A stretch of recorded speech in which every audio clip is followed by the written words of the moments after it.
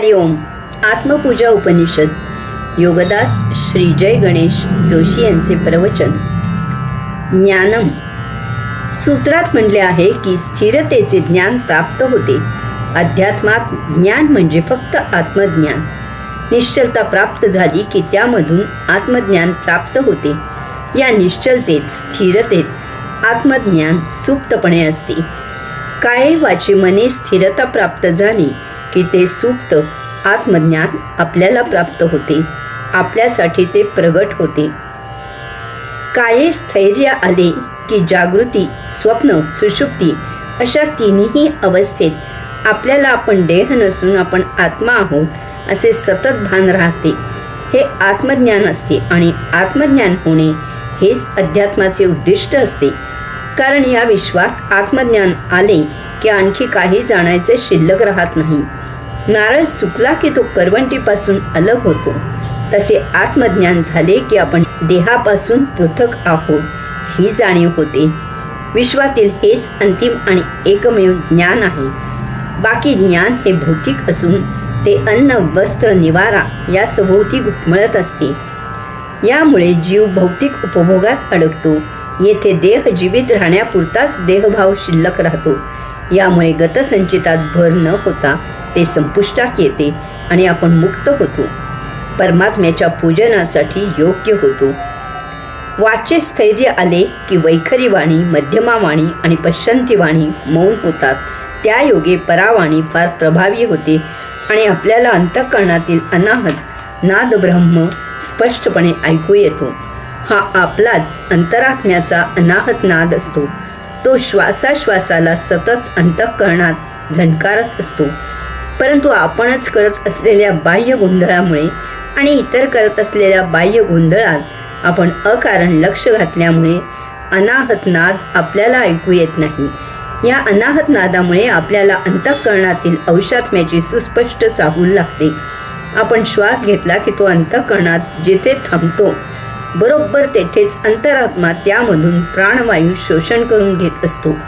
प्राणवायू म्हणजे देह जीवित राहण्यासाठी अंशात्म्याला देहात वास्तव्य करायला मिळावे म्हणून परमात्म्याने अंशात्म्याला पाठवलेली ही भेट असते. प्राणवायूद्वारा दर श्वासाश्वासाला परमात्मा अंशात्म्याशी संधान साधून असतो. देहपतन झाला तरीही हे संधान सुरूच असते, सुरूच राहते. त्या योगे अंशात्मा अंतराळात राहून पुन्हा देह धारण करू शकतो.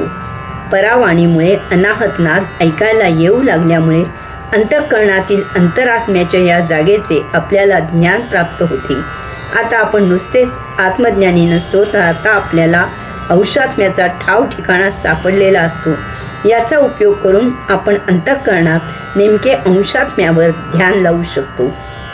मनाला स्थिरता आली की काये आणि वाचे आलेले स्थैर्य मजबूत होते, घट्ट होते. मन जीवात्म्याच्या सेवेसाठी जीवात्म्यात विलीन होते. त्या योगे सर्वप्रथम अनावश्यक भौतिक उपभोग घेणे बंद होते. मनमानी थांबली की आपण आत्मप्रेरणेने जीवन जगू शकतो.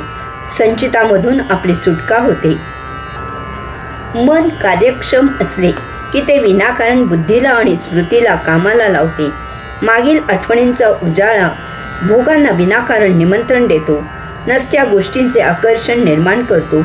तसेच ज्ञानेंद्रियांनी प्राप्त झालेल्या ज्ञानाचे भौतिक उपभोगांच्या दृष्टीने विश्लेषण करायला मन बुद्धीला भाग पाडते.